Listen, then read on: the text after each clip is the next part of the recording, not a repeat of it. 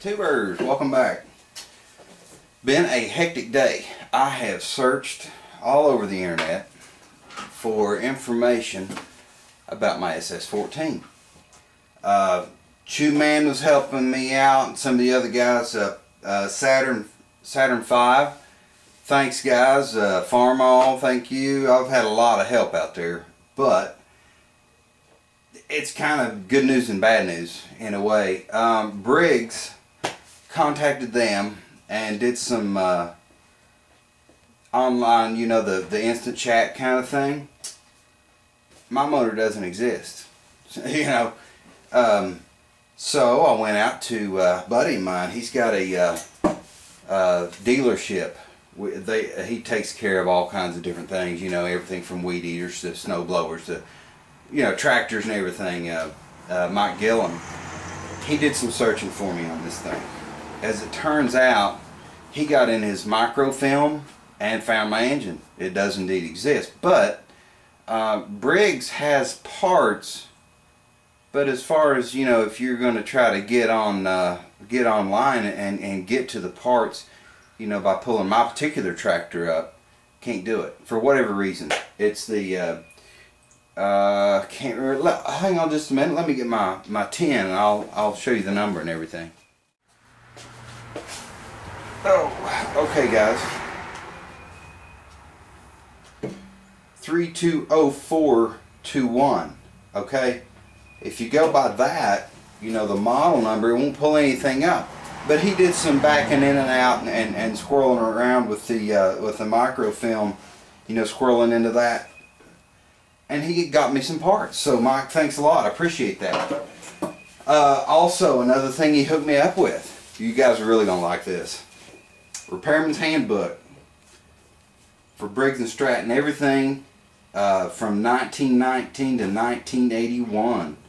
Really cool. Mike got he got me a carb kit. He got my condenser here. The points he had to order for me. What I'm going to try to do is get these bad boys sanded and cleaned up a little bit. Put my new condenser on.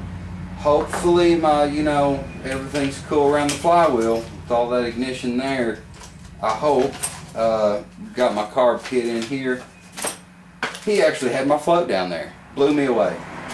So anyway, what I'm going to be getting into here in just a minute is, see, I give it the slam dunk in the carb cleaner, but you can see it's kind of got all chalked up and everything, kind of chalky with that aluminum. It, you know how it gets that that old chalky film. At any rate, it's a little bit corroded, so we're going to finish cleaning this up. Get the air horn all cleaned up. We're going to get this thing and see what we can do with it. It's wow, it's just a nasty thing here, guys, so we're going to see what we can do. Anyway, thanks for all the help, guys. Y'all been great help. I'm going to see what I can get done with this thing, see if we can get it fired up.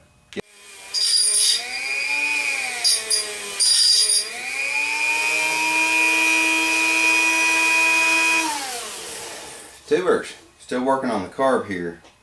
I'm going to show you the progress I've made. So I shot some carb cleaner in it just to loosen it up a little bit. Took my Dremel. I don't know if the lighting's good enough on that where you can see, but down in here in the very bottom I'm still cleaning that up. But I've made some progress. Air horn here, I've cleaned on it a little bit. Better than it was. So anyway, I'm gonna keep working at it here. I've got some where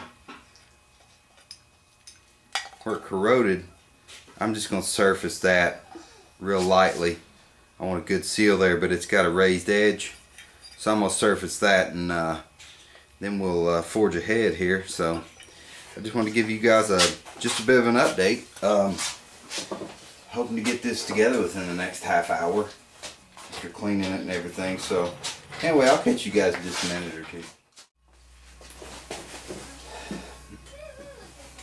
Alright, tubers, I was checking that for warpage there's not supposed to be any more than 2 thousandths between the body and the air horn, and you can see my high points on this. What I'm going to do is surface this a little bit. I don't want to go crazy with it just until I take the warpage out of it. and then we'll put it together. I'm going to go over it with, got my glass here.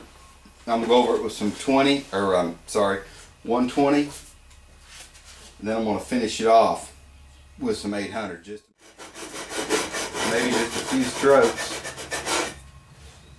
Yeah, it's getting there. I'm already seeing some aluminum here. So it'll take me just a minute to do this, and then we'll try to wrap it up.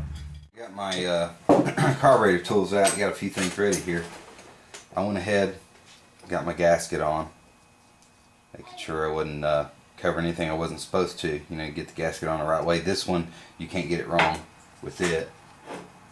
At any rate, I got my my float ready. I went in and put my needle valve on it.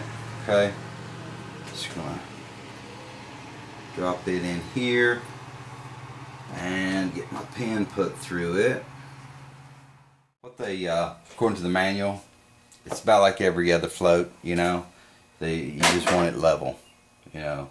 Actually, the way they put it was to put a straight edge across the float and measure the distance to make sure it was the same, you know.